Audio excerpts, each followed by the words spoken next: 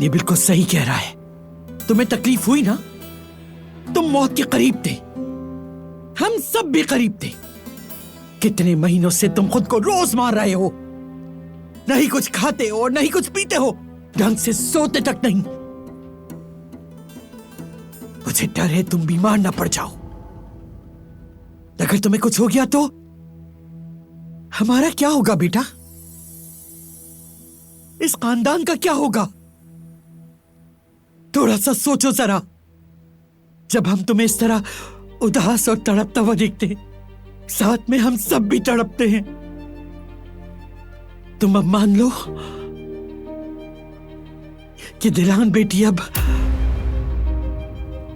कभी वापस नहीं आएगी।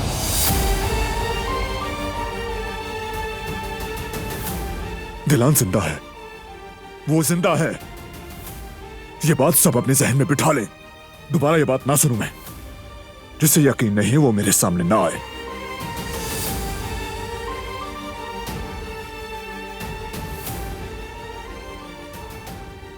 ठीक है मेरे भाई, तुम्हें जो यकीन करना है वो करो। मैं तुम्हारे साथ हूं और हमेशा साथ दूंगा तुम्हारा। अब इस जंग का नतीजा चाहे कुछ भी हो, मैं तुम्हें इस जंग में अकेला नहीं छोड़ूंगा। तुम इस बात का यकीन रखो।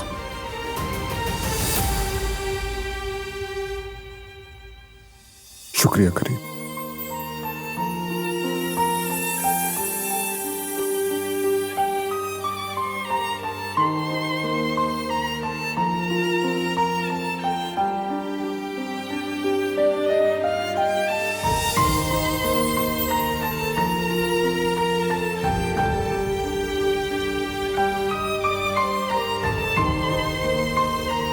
वो कहानियाँ अधूरी जो न हो सके कि पूरी, उन्हें मैं भी क्यों सुनाऊं, उन्हें तुम भी क्यों सुनाओ।